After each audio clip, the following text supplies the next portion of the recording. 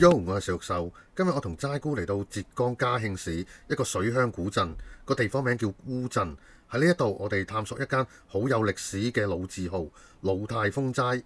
呢間老店始於1760年，由乾隆年間做到而家，專門做茶食同埋糕點，仲係世界互聯網大會指定嘅手信供應商，咁有份量。我哋今日就嚟試下佢哋嘅招牌菜，同埋飲一杯桂花烏龍茶。唔講咁多啦，去開餐啦！首先出場嘅就係烏鎮東坡肉，東坡肉炆得真係幾好，入口即溶，好腍，肥瘦都有，而且食落唔會好膩，下層啲梅菜吸晒啲肉汁味道，又唔會太鹹，好夾。如果10分滿分，我會俾8分，值得一試。呢個係烏米蛋黃鮮肉粽，真係驚喜，只係人仔12元，喺旅遊區可以話係超抵。啲烏米口感好黏糯，好似食緊黑色糯米飯咁，好香。而入面有2隻圓粒鹹蛋黃，全部都爆晒油，同啲瘦肉嘅香味夾埋一齊，真係超正。呢一個價錢同質素，我覺得一定要試。上湯菠菜，材料都幾豐富，有菠菜、杞子、木耳，仲有鹹肉。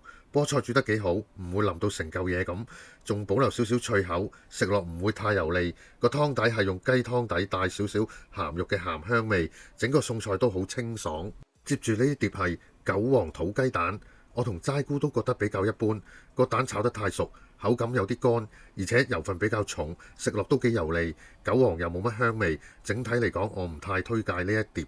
下一道菜係蝦仁鮮肉小雲吞，雲吞皮好滑好薄，食落唔會柴，入面嘅餡料比例都幾均勻，蝦仁同豬肉都食到，個味道 OK，不過有少少偏鹹，湯底係味精加紫菜湯嗰種風味，比較普通，冇乜驚喜。眼前呢款圓形面頭沾滿白芝麻嘅就係火腿蘿蔔絲蟹殼黃，每個人仔賣6元，喺旅遊區真係好抵。你睇下個餡料塞到滿滿，全部都係蘿蔔絲，仲有火腿同豬肉喺裡面。個餅皮真係做得幾好，夠晒鬆化，咬落好有層次，唔係死實，整體味道好香，加上蘿蔔絲好清甜，火腿同豬肉就幫到提升個鹹香味，我覺得性價比唔錯。真心呢一個要重點推介。芝麻流心奶黃菇嫂小方，入口我真係忍唔住哇咗一聲，芝麻味真係超級重，香到成個口都係芝麻嘅香味，連入面嘅鹹蛋黃都差啲蓋過晒。講到流心就好順滑，口感真係好正，唯一缺點就係太甜，如果甜度可以 cut 一半就 perfect 啦。不過以整體嚟講，呢一個絕對係必點。總括嚟講，魯泰豐齋呢間百年老字號喺旅遊區入面嘅價錢尚算合理，大部分菜式質素都唔錯，尤其係火腿蘿蔔絲蟹殼黃、芝麻流心奶黃菇嫂小方、烏米蛋黃鮮肉粽及烏鎮東坡肉呢4款，我個人比較推介。睇完今餐我哋食過嘅菜品，繼續影埋餐廳嘅餐牌俾大家參考。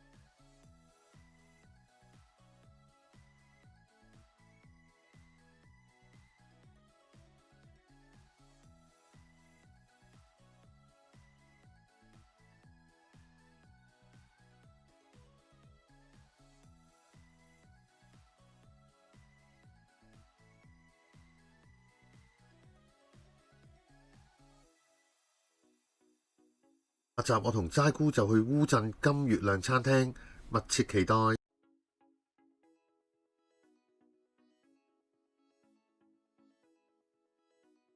今日嚟到呢度先，大家記得訂閱、點讚同埋分享我哋嘅 channel，多謝大家嘅支持，我哋下條片再見。我愛你，我愛你，我愛你。